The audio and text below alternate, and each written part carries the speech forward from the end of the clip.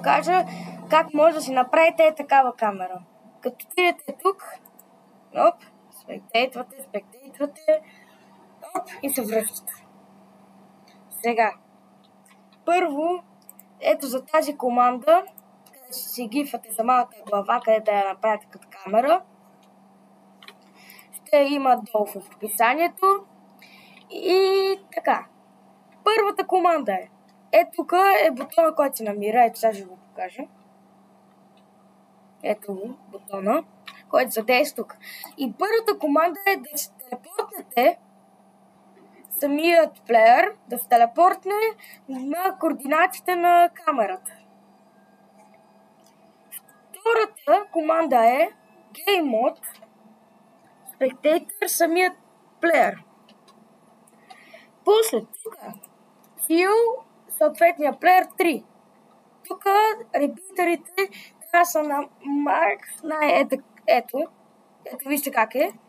Като натискате F3 и отстрани където ви пише репитър. Трябва да вие дилея му трябва да е 4. Слагате 4 репитъра и дилея му трябва да е 4. Следващото е 2.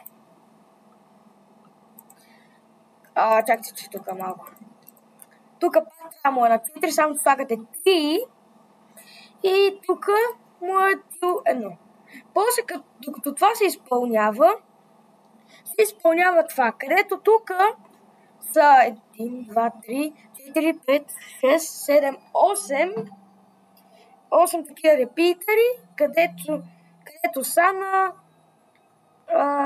пак гледам и е 4. И тук първата команда, където е същия, е да се телепортнем на ето това място, където натискаме бутона. Тук е Game Mode Survival, съответния плеер, т.е. докато това го правиш, те ще се задействат едновременно и ще ви телепортнат ето тук, като на Survival. И всичко ще го има долу в описанието. Ето това. Само да ви кажа, че ще ви го напиша така. Така ще ви ги напиша. Така ще ви го напиша, защото да не пиша всичките команди. Да не пиша 3, 2, 1. И чао!